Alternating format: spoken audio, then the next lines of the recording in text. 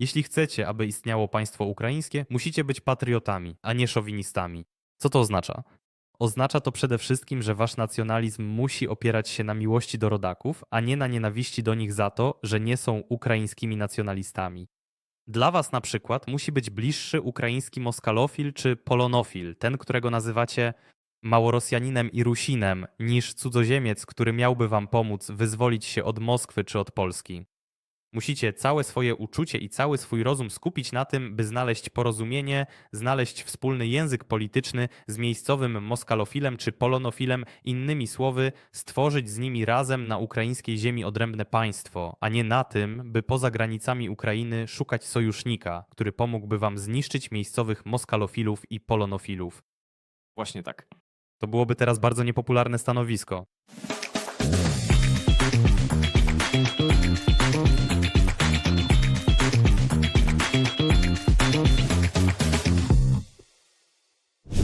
Na pierwszym miejscu pod względem wzmianek w naszym podcaście są te o tym, że mieszkałeś we Włoszech, a na drugim miejscu są wzmianki o Wiaczesławie Lipińskim. I oto wreszcie dzisiaj opowiemy ludziom, kim jest Wacław, Wiaczesław Lipiński. Zawsze o nim słyszałem ze względu na Pawła Skoropadzkiego. Pawła Skoropadzkiego znałem lepiej i czytałem jego wspomnienia, a o Lipińskim kiedyś tam wchodziłem na Wikipedię i tam widzisz Ukrainiec polskiego pochodzenia, szlachcic i tak dalej. I ja wtedy, no wiadomo tak, to nie nasz, takie było wrażenie, ale Wiaczesław Lipiński to człowiek, który wbrew koniunkturze czasu, wbrew temu momentowi, gdy sama ukraińskość była zagrożona pod zakazem istnienia tak ze strony rządu carskiego, gdzie wielu Ukraińców będących Małorosjanami nie uświadamiało sobie, że mogą mieć własne państwo narodowe. Człowiek, który nie jest etnicznym Ukraińcem, nie jest prawosławny, co uważano za bardzo ważne, by być Ukraińcem, on idzie pod prąd temu wszystkiemu i tworzy z siebie politycznego Ukraińca, dając przykład innym Ukraińcom, że ukraińskość to idea, która może być atrakcyjna nie tylko dla Ukraińców pochodzenia etnicznego, ale w ogóle dla każdego człowieka. Przejdźmy do faktów.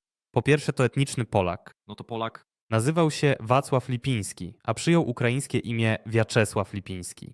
tak, Po drugie, urodził się chyba pod koniec XIX wieku.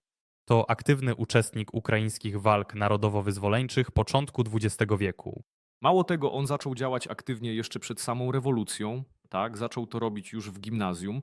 Tak jak Petlura, jak i poprzedni bohaterowie, których Tak, powtarzam, to Polak, to znaczy to Polak, to człowiek, etniczny Polak, ale oczywiście mówił w języku ukraińskim, urodził się na Wołyniu. na Wołyniu, tak.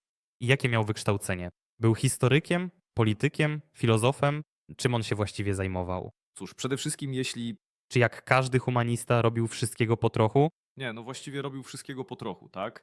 Na przykład fakt, że kiedy służba w wojsku mu nie szła, bo ze względu na stan zdrowia, powiedzmy, odesłali go, cóż, Przez całe życie chorował na gruźlicę.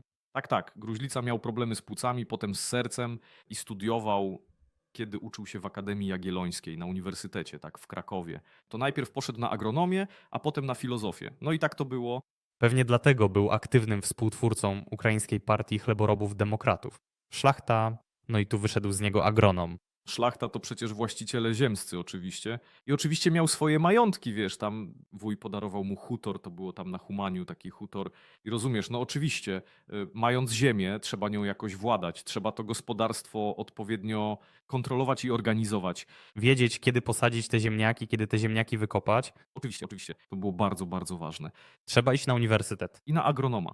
Tak, agronom filozof to na uniwersytecie, Agronom filozof. ale wcześniej uczył się już w gimnazjach i też oczywiście przez swoje problemy ze zdrowiem nie uczył się tylko w jednym miejscu. Najpierw uczył się w Żytomierzu, w męskim gimnazjum w Żytomierzu, potem przeprowadza się do Łódzka, bliżej rodziców, a potem przenosi się do Kijowa i to właśnie w Kijowie kończy gimnazjum. I ten moment, kiedy kończy gimnazjum w Kijowie, oczywiście każda szkoła, gimnazjum, placówka oświatowa, ta początkowa, kształtuje ludzi. To jest taki fundament na przyszłość. A co oczywiście kształtuje? To socjalizacja człowieka, czyli to, z kim masz kontakt, kto jest wokół ciebie, jakich masz nauczycieli, jacy ludzie są wokół ciebie. Czy pójdziesz pisać na ścianie 3 litery na przykład i na kogoś pluć? No to DNR. Tak, DNR. Czy będziesz się na przykład uczyć i trafisz na właściwego nauczyciela, który wychowa cię na świadomego człowieka z jakimiś ideałami na przyszłość. I właśnie Wiaczesławowi Lipińskiemu edukacja właśnie w Kijowie dała mu szansę na przyszłość, bo poznał tak zwanych chłopomanów. To było początkowo obraźliwe, tak nazwali ich właśnie Polacy, polska szlachta. Wobec tych Polaków lub spolonizowanych Ukraińców, którzy opowiadali się za narodem ukraińskim nawet publicznie, porzucali katolicyzm i przechodzili na prawosławie. Nosili wyszywanki i kochali właśnie naród ukraiński, starając się do niego dotrzeć i go oświecić. Chłopomani to od słowa chłop. Chłop to no wieśniak, albo jakby to ująć, no mówimy rolnik w tym sensie. Chłopomani to etniczni Polacy, którzy urodzili się na Ukrainie, wychowali się na Ukrainie i stwierdzili, no, chcemy być Ukraińcami. To są chłopomani. Tak, tak, chłopomania. Stąd się to wzięło. I przede wszystkim do czego? Nie kierowała się ku warstwie arystokratycznej, bo uważano, że Ukraińcy żyją w ogóle bez własnej elity, że nie ma elitarnej ukraińskiej warstwy, no, arystokracji.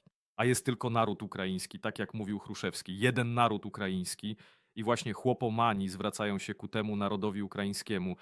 I byli wykładowcy, którzy byli chłopomanami i ludzie z jego otoczenia. I on jest częścią tego środowiska, takiego wielokulturowego środowiska, które było na Ukrainie. Zwłaszcza no Wołyń, on przecież był pod Imperium Rosyjskim aż po Żytomierszczyznę i Kijowszczyznę. Całe prawobrzeże. Sam podpisywał się jako prawobrzeżec. I tam w swoim, no w czasopiśmie, kiedy ukazywały się jego artykuły, właśnie prawobrzeżec, to oznaczało, że był Polakiem lub spolonizowanym prawobrzeżcem. Tak jak u nas panuje opinia, że tam na wschodzie wszyscy są z Moskowszczyzny, Z rosyjszczeni. tak zrosyjszczeni w tym sensie. Coś w tym stylu. I on swoje studia jeszcze kończył, że tak powiem, uzupełniał w Genewie w Szwajcarii, ale znowu przez stan zdrowia klimat mu nie służył, wraca właśnie na Ukrainę.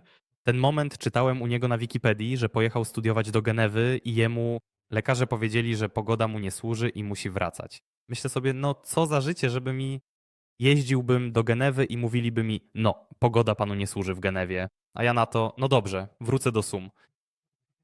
Z perspektywy zazdrości można tak na to patrzeć.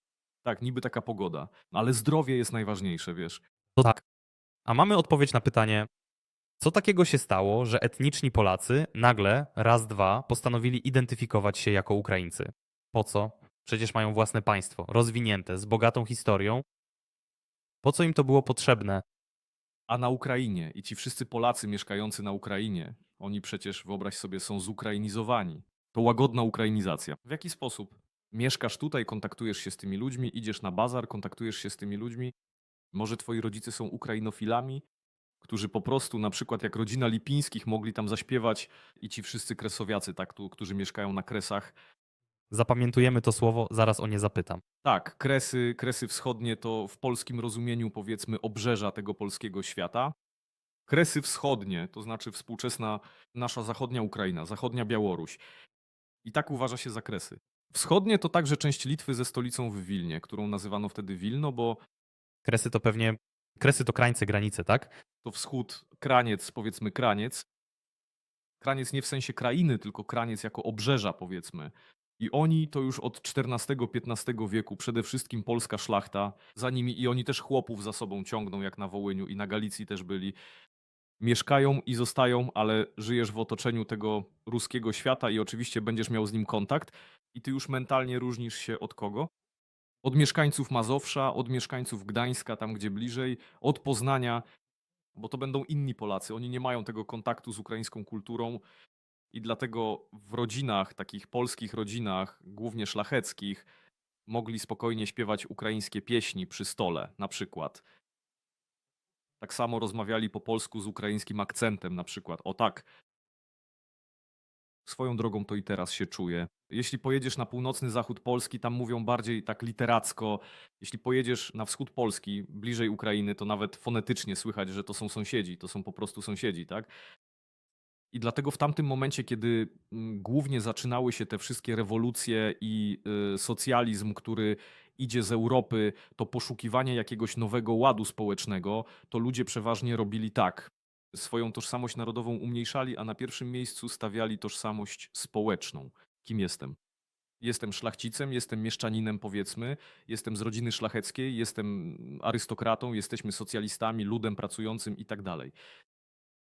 I w tym środowisku Polacy występowali głównie jako siły konserwatywne, które pozostawały po prostu szlachtą na Ukrainie. i uważali to za swoją ojczystą ziemię, tam żyli i nigdzie się nie wybierali. Sam Wiaczesław mówił, zwracając się do szlachty, jeśli nie chcecie przyjąć ukraińskiej idei, zrozumieć, że jesteście Ukraińcami, że żyjecie na tej ziemi, że wasi ojcowie, pradziadowie, prapradziadowie wykorzystywali ukraińskich chłopów dla własnych potrzeb, że przyszliście na tę ziemię jako obcy i nikt was tu nie zapraszał. Macie teraz okazję, Kolonizatorzy. jest teraz okazja, by to naprawić, bo nadszedł taki historyczny moment. Ale jeśli chcecie być i mieć tę swoją Polskę, to mówiąc współczesnym językiem, walizka, dworzec, Polska. Jewen w podcaście z Lerą Mandziuk. Mówiłeś, że gdybyś miał wehikuł czasu, to nie siedziałbyś tu teraz z nami. W jakich czasach chciałbyś żyć i dlaczego? W jednym z trzech. Pierwszy to wielkoksiążęcy Kijów, XI wieku za czasów Jarosława Mądrego. Drugi okres to czasy Chmielnicczyzny. I chciałbym być na dworze, może nawet bardziej Jeremiego Wiśniowieckiego. Po prostu spojrzeć na tego człowieka, zapytać co i jak, tak po ludzku. Chmielnickiego też bym chciał, ale Wiśniowieckiego bardziej, bo nie jest dla nas tak oczywisty. A potem okres roku 1918, znowu Kijów. I chciałbym porozmawiać z Pawłem Petrowyczem Skoropadzkim. Oto moje trzy okresy. Był też dziennikarzem, zajmował się dziennikarstwem, tak, publikował swoje artykuły. Artykuły publikowano wtedy w jedynym ukraińskojęzycznym naddnieprzańskim wydaniu i, Boże, wyleciało mi, Rada Ukraińska się nazywała. Tam redaktorami byli, tam i Chruszewski był, on poznał się z Borysem Chrynczenką. Przy okazji tak, on bardzo się z nim zaprzyjaźnił. I właśnie tam publikował swoje artykuły w pierwszej kolejności. Publikował je w języku ukraińskim. I te artykuły oczywiście były skierowane na, jeśli mówić o drodze politycznej, tak, o działalności politycznej, to nie tak, że od razu został jakimś tam urzędnikiem, gdzieś tam dyrektorem, potem przyszła I wojna światowa i on pomyślał o polityce. Nie, ta aktywność społeczna na rzecz ukraińskości zaczyna się u niego już od najmłodszych lat, od czasów studenckich i później.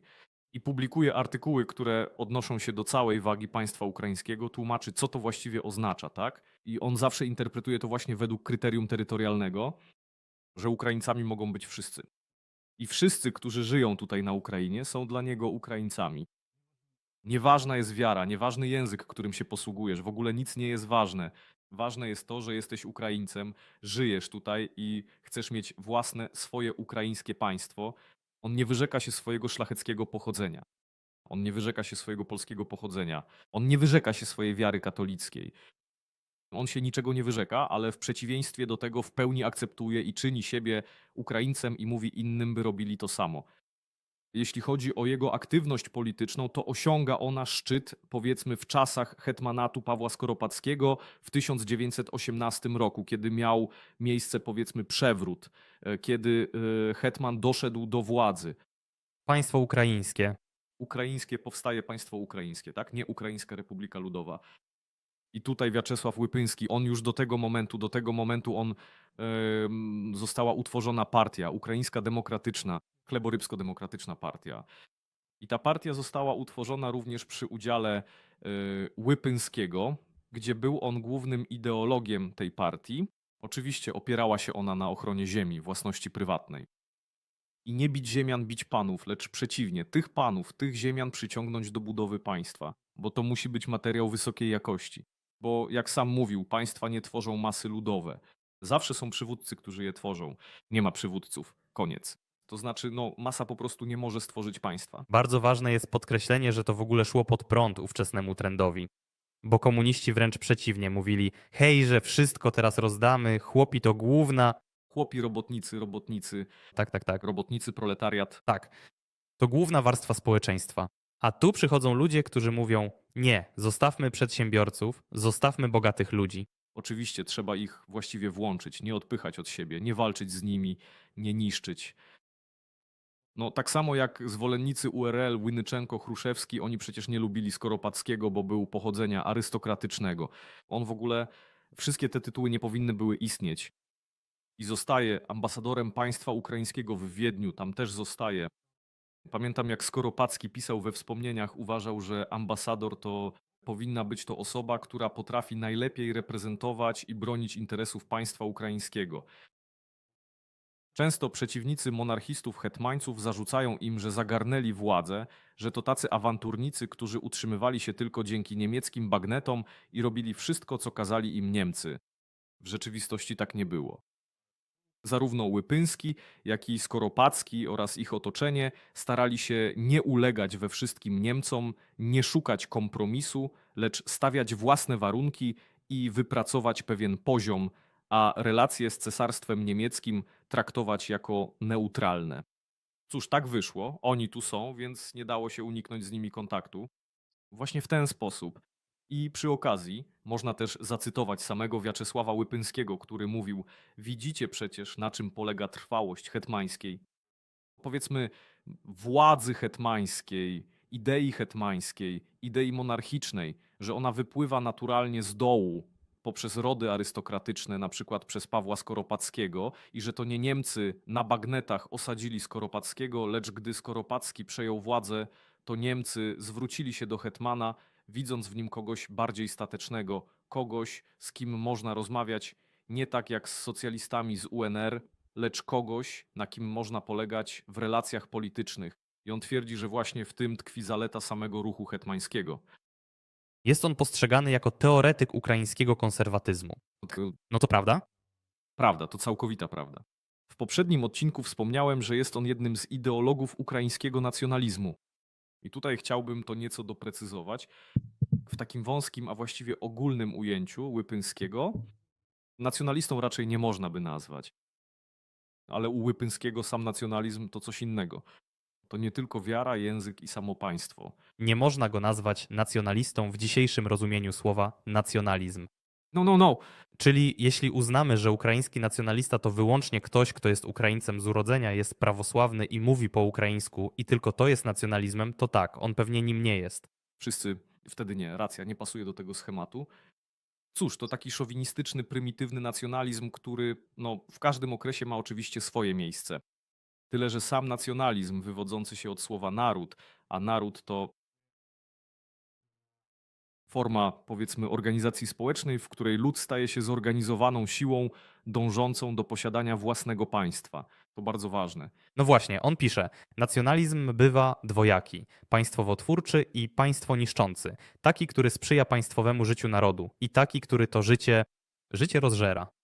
Przykładem pierwszego może być nacjonalizm angielski, drugiego nacjonalizm polski i ukraiński. Pierwszy to nacjonalizm terytorialny. Drugi nacjonalizm jest eksterytorialny i wyznaniowy. Pierwszy nazywa się patriotyzmem, drugi, jak wspomniałeś, szowinizmem. Jeśli chcecie państwa ukraińskiego, musicie być patriotami, a nie szowinistami. Co to oznacza?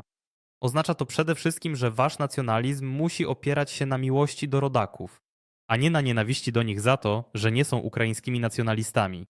Dla was na przykład bliższy musi być ukraiński moskwofil czy polonofil, ten, którego nazywacie Małorusinem i Rusinem, niż obcokrajowiec, który miałby wam pomóc wyzwolić się od Moskwy czy Polski.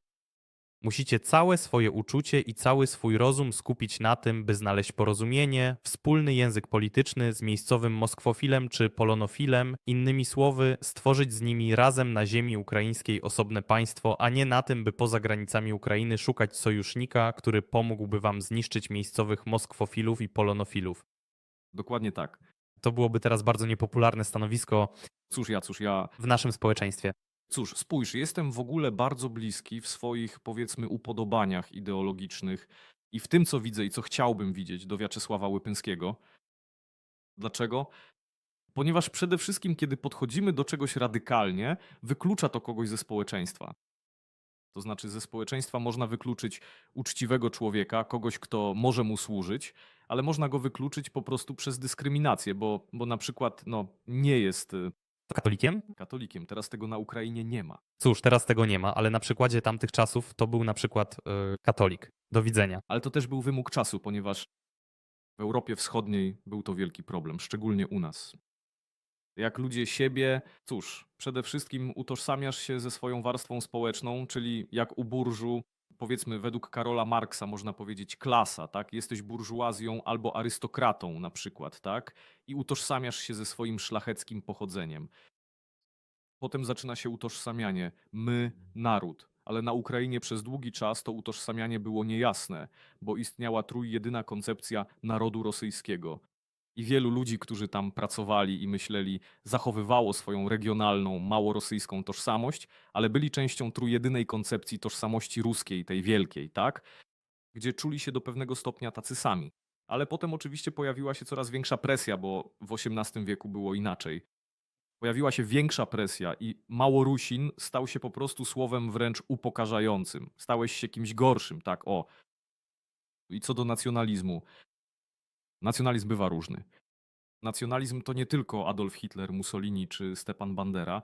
Nacjonalizm to także komunistyczna partia Związku Radzieckiego, która też była szowinistyczna. To też jest nacjonalizm. Nacjonalizm to jest państwowy, jest ten konkretnie za naród. A co chcieli zrobić w Związku Radzieckim? Chcieli stworzyć naród radziecki. Naród, cóż, to w rzeczywistości nacja, tak to wtedy wyglądało. Chcieli sztucznie stworzyć naród radziecki, który wchłonie wszystkie tamtejsze ludy, ale na czym? Na fundamencie wielkorosyjskim, na fundamencie rosyjskim. A co to oznacza? To oznacza rusyfikację. I potem rosyjski po prostu zmienia się w radziecki. I rosyjski radziecki to jedno i to samo. A spójrz teraz na ludzi, tych, którzy tęsknią za Związkiem Radzieckim. Oni przecież czują swoją to więź z Rosją. Oni przecież zawsze mówią, że ja w ogóle jestem człowiekiem radzieckim. Ja się przecież w czasach radzieckich urodziłem. No właśnie. To znaczy rosyjski. Mam radziecki paszport. A to w ogóle Turkmen. Turkmen, tak. I to, co tam czytałeś, mam akurat cytaty z listów do braci rolników. On opisuje, że w tamtym momencie ludzie, jak zaczęli się dzielić, byli ukraińscy socjaliści, tak? A byli ukraińscy państwowcy. Socjaliści to Petlura i Wynyczenko. Tak, tak. Dla państwowej niezależności Ukrainy, zarówno od warszawskiej, jak i od moskiewskiej metropolii. Chcemy wszystkie klasy i wszystkie narody Ukrainy zjednoczyć pod wspólnym hasłem politycznym. Wszystkie klasy i wszystkie narody. Czyli Łypyński patrzy na czynnik jednoczący, a nie na czynnik dzielący. Potrzebne jest wszystkim mieszkańcom Ukrainy osobne własne państwo i pod wspólnym hasłem patriotycznym wspólna wszystkim mieszkańcom Ukrainy, miłość do wspólnej ojczyzny. Czyli zachowaj swoją tożsamość rodzinną, stanową, jesteś Polakiem, szlachcicem, po polsku w domu rozmawiasz, to twój rozwój, ale wszyscy razem jesteśmy patriotami wspólnej ojczyzny. A wspólna ojczyzna oczywiście na ukraińskim fundamencie. Wy zaś podżegacie mieszkańców ukraińskiej ziemi do walki między sobą, jednych pod hasłem nienawiści społecznej, drugich pod hasłem nienawiści narodowej. Jakiej społecznej? Precz z tą burżuazją. Co robił Machno? On wszystkich panów wywłaszczał, tak. A oni też byli Ukraińcami, tak, na przykład. Choćby tacy Charytonenkowie, o których rozmawialiśmy. W czymże ci ludzie nie byli pożyteczni dla społeczeństwa? Tak, i byli ukraińscy robotnicy, którzy przez te hasła socjalistyczne, bolszewickie, a potem czysto ukraińskie, nie widzieli w sobie tożsamości narodowej, lecz bardziej socjalistyczną, społeczną. Czyli byłem robotnikiem w fabryce, teraz będziemy walczyć z tymi panami, a jest też narodowa. Tworzymy własne państwo narodowe, w którym nie ma miejsca dla innych, na przykład narodów, i jesteście gotowi wzywać metropolię przeciwko własnym rodakom, tak jak mówiłeś. Ukraińscy socjaliści wzywają tych z Moskwy czy Warszawy, by zniszczyć ukraińską burżuazję. A ukraińscy nacjonaliści jedni Warszawę jak zwolennicy URL, by zniszczyć ukraińskich Rosjan. Ma tu na myśli, że tak powiem, tych zrusyfikowanych jak Pawło Skoropadzki, takich właśnie ukraińskich Rosjan. Inni Moskwę, na przykład zwolennicy Pietruszewycza, oni przecież wzywali Moskwę na pomoc. Przeciwko Białej Gwardii Denikina, zgadza się. Tak, tak, Denikina. A potem przecież armia halicka przeszła pod To dowództwo. bolszewików, tak, żeby zniszczyć ukraińskich Polaków, jak on ich nazywa. A to przecież no właśnie zrusyfikowana polska szlachta lub spolonizowani Ukraińcy, to jest to, do czego dąży Łypyński. W końcu socjaliści i nacjonaliści polscy oraz rosyjscy na Ukrainie. Polacy socjalistycznie lub nacjonalistycznie wzywają Warszawę przeciwko ukraińskim Rosjanom. Rosjanie socjalistycznie lub nacjonalistycznie wzywają Moskwę przeciwko Ukraińcom i Polakom. Ten cały chaos. A co do tego, co rozumie przez nacjonalizm, w tej książce pojęcie narodu jest utożsamiane z pojęciem państwa. Naród dla nas to wszyscy mieszkańcy danej ziemi i wszyscy obywatele danego państwa, a nie proletariat, język, wiara czy plemię. Kiedy pisze w książce o nas my, ukraińscy nacjonaliści, oznacza to, że chcemy państwa ukraińskiego obejmującego wszystkie klasy, języki, wyznania i plemiona ziemi ukraińskiej. Cóż, Poroszenko nie przyjąłby go do swojej partii. Nie przyjąłby oczywiście, że nie. Język, wiara, naród. No cóż, wiadomo przecież o co mu chodzi, że chłopaki państwo ukraińskie, ukraińskie prawo, uczymy się w szkole po ukraińsku, dokumenty piszemy po ukraińsku, książki drukujemy po ukraińsku, filmy pokazujemy po ukraińsku. Oczywiście, że tak. A dalej wszystko, co dotyczy was osobiście, To jest róbcie co chcecie, możecie nawet w Esperanto rozmawiać ze sobą w domu, to w żaden sposób nie czyni was mniejszym lub większym ukraińskim patriotą czy nacjonalistą. I dlatego są te różne idee. Jeśli budować Ukrainę nacjonalistyczną, nowoczesną nacjonalistyczną Ukrainę, będziemy mieli bardzo wiele pytań. Bo czym wtedy będzie naród ukraiński, co? Czy my no, na podstawie samej ukraińskości musimy ukrainizować wszystkich, którzy tu mieszkają? Są mniejszości na Ukrainie, które tu żyją. Węgrzy, są Polacy, którzy tu żyją, są Bułgarzy, którzy tu żyją. Ten cały Budziak, tamta część, Bułgarzy naprawdę tam mieszkają. To znaczy, Tak, wiem, no mieszkaliśmy z ojcem na południu Ukrainy, tam Gagauzji, Mołdawianie, no tam na tych terenach, czyli służyli w ukraińskiej armii, byli powoływani, czyli ojciec miał mnóstwo Gagauzów, którzy u niego służyli, nie, są z Ukrainy.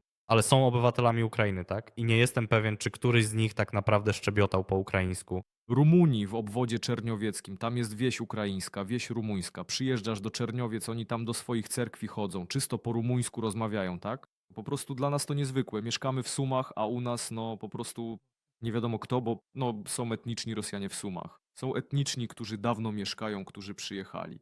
Przecież mam kolegów, którzy są żonaci z Rosjankami. Ja też mogę powiedzieć, że no, znam etnicznych Rosjan, którzy tu są. I to, że w szkole, ja tak, zdradzę taką tajemnicę, po prostu tańczyłem taniec towarzyski w szkole, tak? I nauczyciel, no maestro powiedzmy, to był etniczny Rosjanin, tak? Został na Ukrainie, no mieszka całe życie teraz na Ukrainie, tak o. I są tacy ludzie.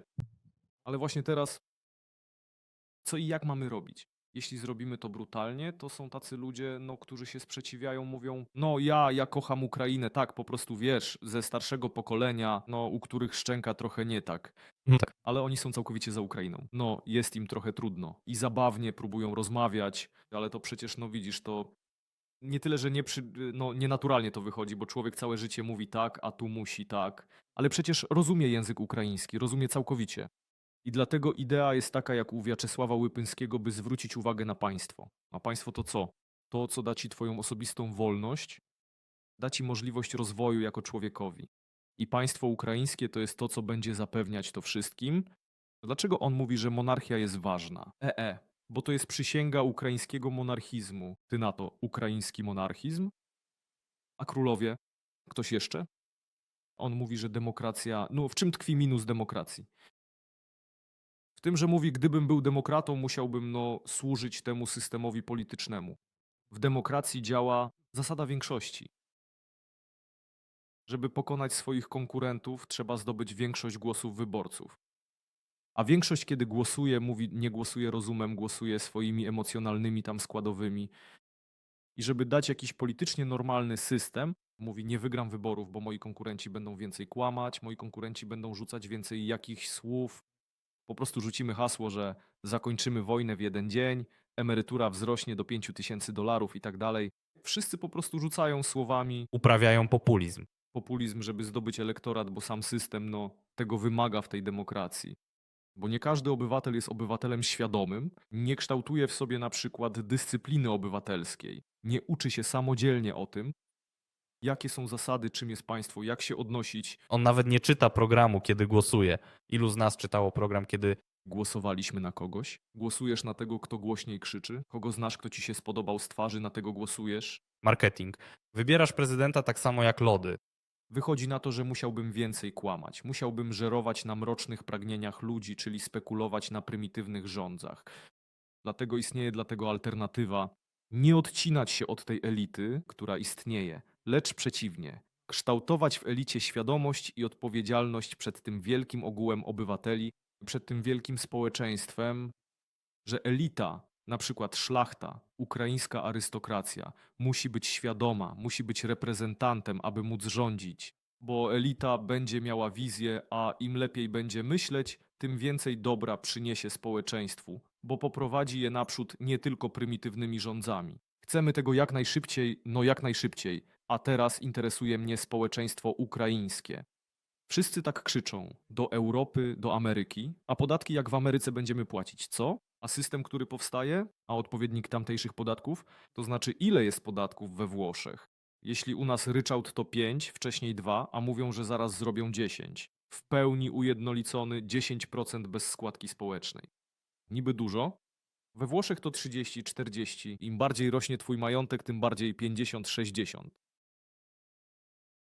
No, naprawdę. Im jesteś bogatszy, tym więcej zabierają ci w podatkach. Piłkarze, gdy przechodzą do francuskich klubów, zapisują w kontraktach, że skoro połowę zabierają im podatki, to oni chcą taką a taką pensję netto, już po odliczeniu wszystkich podatków przez klub. Tak, tak, dokładnie. A my się nie zgadzamy. I dlatego on mówi, że tak samo nie możemy po prostu wziąć demokracji z Europy, bo to są inne systemy, które ukształtowały się tam, dla tamtych ziem, a jeśli ją tu wyeksportujemy i przesadzimy, to nie będzie ona funkcjonować tak stabilnie. Narodowi ukraińskiemu sama demokracja nie pasuje. Dlaczego? On odpowiada, to już historiozofia, daje ogólną charakterystykę narodu, bo jest on chaotyczny. I Ukrainiec jest emocjonalny. Buntuje się przeciwko czemuś, do przodu, a potem cichnie i staje się leniwy. Nie potrafi wykonywać ciągłej, żmudnej pracy, walki, która toczy się dalej. To znaczy ma takie cechy, dlatego trzeba mu nadać formę, która zawsze będzie podtrzymywać ten proces. To jest to, co teraz widzimy. Mamy rewolucję, gdy na ulicach kumuluje się masowa energia. Ludzie tą energią zmieniają to, co im się nie podoba, a potem przychodzi moment depresji, kiedy myślimy, kurczę, przecież myśleliśmy, że wszystko się zmieni, a znowu nic się nie zmieniło. O rany, jak to tak? To jest Ale dla sprawiedliwości, on nie był takim typowo klasycznym monarchistą, żeby postawić nam hetmana, myślnik, króla i tyle. Nie, pisał tam jakoś o tym, że to ma być monarchia ograniczona to prawem. to prawem. No oczywiście to współczesna monarchia konstytucyjna to monarchia, jaka jest w United Kingdom, tak? Królowa, król ograniczony właśnie monarchią. I w tym przypadku ukraiński monarchizm w teorii Wiaczesława Łypyńskiego. Po co on ma być? On właśnie sprawia, żeby nie było chaosu w społeczeństwie. Plus arystokratyzm uważa za słuszny, bo u tych ludzi to on przecież patrzy też przez pryzmat takiej myśli, by wypełniać wolę Bożą, bo monarchia to przedstawicielstwo świeckiej Boga na ziemi w postaci władzy świeckiej. Dlaczego musi być hetman? Bo jak mówią, w XVII wieku pozostał hetmanat, a Chmielnicki przecież chciał stworzyć własną dynastię, żeby państwo istniało, a ono nie mogło istnieć. Zmarł i dynastii nie było. I to był de facto republikański ustrój hetmańszczyzny, gdzie wybierano hetmana. I on, gdy zwracał się, komu poświęcona jest książka Listy do braci rolników, on tam pisze, że nie mogła przetrwać w swych republikańskich formach. I przeanalizował, że cały rozwój państwowy Ukrainy. Pierwszy problem. Ukraińcy to naród, który nie pragnął własnego państwa, lecz lgnął do innych. Czy to do Polski, czy to do Rosji. Raz. A po drugie, forma rządów przeszkadzała.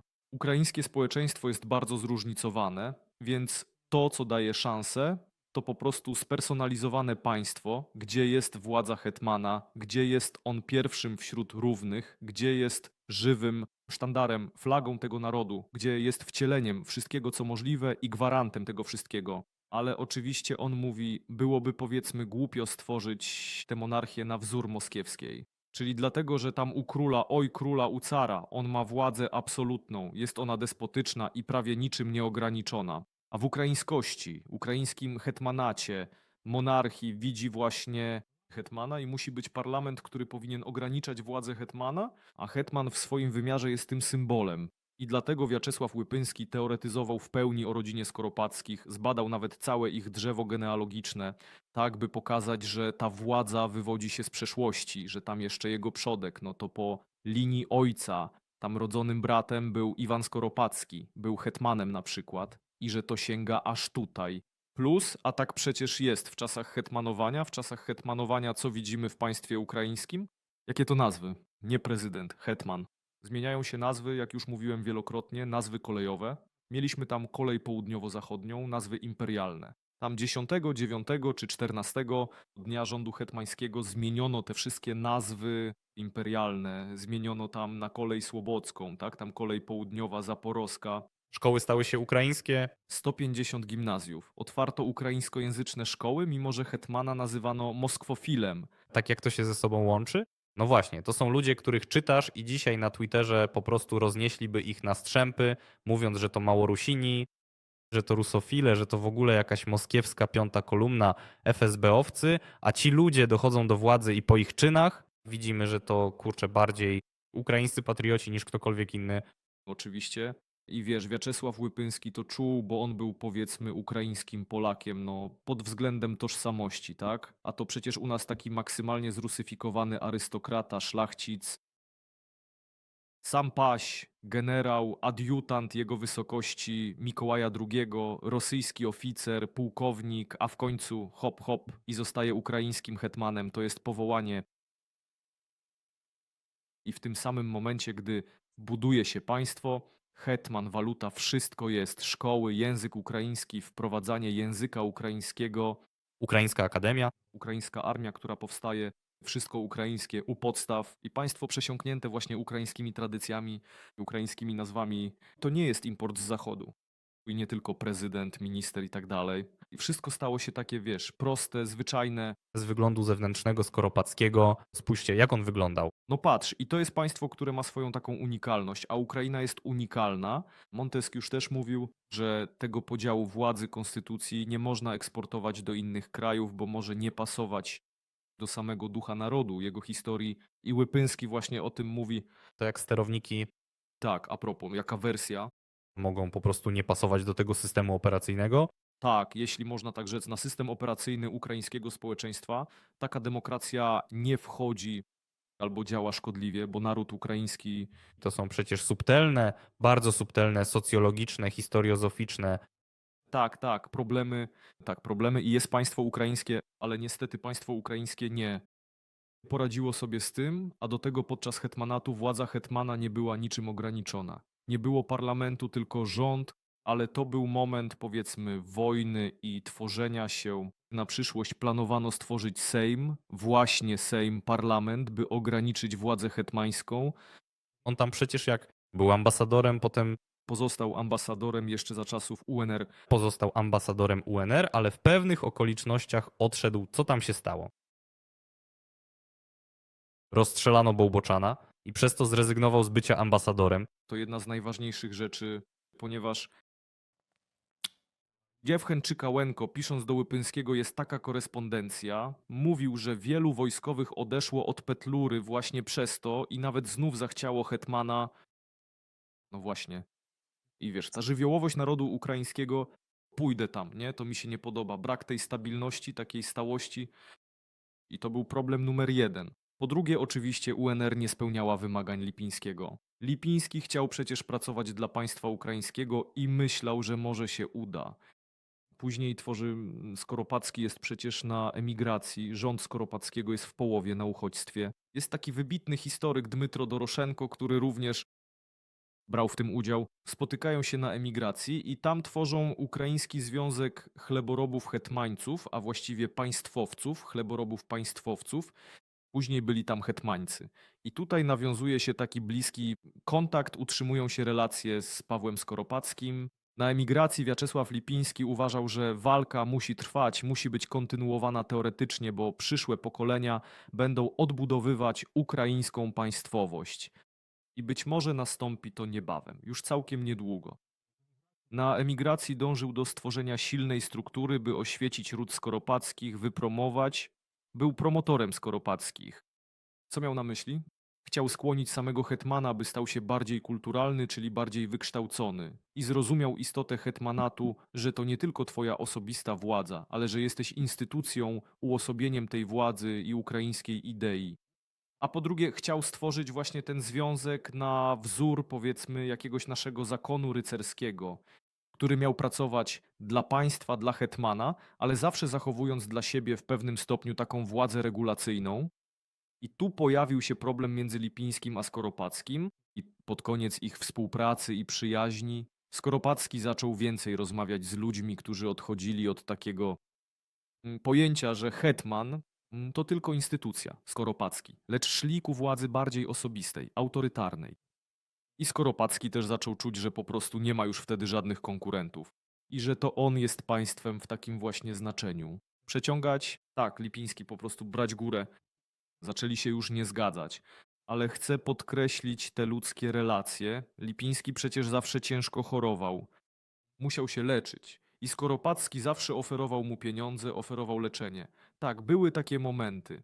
Ale oczywiście ten człowiek, Wacław, gdy był w trudnej sytuacji finansowej, zajmował się swoimi listami do braci chleboробów przez 5 lat, od 1920 lub 21 do 25 roku, a potem wydano to jako jedną książkę. I Skoropadzki mówił mu: słuchaj, zostaw tę swoją pracę, to idź się leczyć, dam ci na to pieniądze. I on po prostu prosił Lipińskiego, żeby pozwolił, żeby zgodził się na pomoc od Skoropadzkiego. W końcu tak się stało, pomagał mu. A Lipiński od razu zapowiadał, że przy pierwszej okazji wszystko odda. Ale smuciło go to, że Skoropadzki tak mu ciągle sugerował, by przestał pisać tę swoją pracę. A, Kurczę, słuchaj, nie wiesz może z czym to jest związane? Bo często się słyszy, że ludzie chorowali na suchoty, na gruźlicę właśnie w tamtych czasach. Łesia Ukrainka chorowała, on też chorował. No i często się to spotyka, kiedy czyta się o jakichś postaciach historycznych. Dlaczego to była aż tak powszechna choroba w tamtym czasie? cóż, historii medycyny nie studiowałem, historii samych chorób, tego jak się rozprzestrzeniały też nie. Ale na tyle co wiem, to gruźlica uchodziła za tak zwaną chorobę biednych. Ale w sumie, biednych, bo biedni żyli w wilgotnych pomieszczeniach, tak? Tam złe odżywianie, słaba odporność i dlatego częściej chorowali. Ale tak naprawdę wielu zamożnych ludzi, którzy mieli pieniądze, też chorowało na tę chorobę, tak? I do tego higiena, do tego oczywiście styl życia i złe odżywianie też mogło być. To są takie 3 podstawy. A on był w konflikcie, nawiasem mówiąc, teoretycznym z Dmytrem Doncowem, który jest uważany za głównego teoretyka ukraińskiego nacjonalizmu, nacjonalizmu integralnego, takiego nacjonalizmu z krwi i kości. To druga strona. Medalu? Tak, to druga strona medalu. Tam nie miało być monarchy, a Łypyński to człowiek konserwatywny, teoretyk konserwatyzmu, monarchizmu i w pewnym stopniu ukraińskiego nacjonalizmu poprzez pojęcie państwa. Wiaczesław Łypyński uważał, że głównym warunkiem powstania ukraińskiej państwowości jest jedność. Religijna, regionalna, polityczna, organizacyjna, narodowa. Sprawę ukraińskiej państwowości zawsze gubił brak jedności między Ukraińcami. Zdobycie państwowości w dużej mierze zależy od organizacji warstwy przywódczej, od jej spójności. Historyk twierdził, że tylko własne państwo zbudowane przez naród ukraiński na jego terytorium etnograficznym uratuje go przed rozpadem gospodarczym i krwawą anarchią. Główna myśl Łypyńskiego: nikt nie zbuduje państwa ukraińskiego, jeśli sami go sobie nie zbudujemy, i nikt za nas nie stworzy narodu, jeśli sami nie będziemy chcieli być narodem. Tak, ten cytat mam już tutaj wyryty, często go wszędzie cytuję, zwłaszcza gdy widzę tych ludzi. Nie kłóćcie się, jednoczcie się. Wiecie, to banalne. Musimy być jednością, jasne? Inaczej znowu wszystko przejebiemy.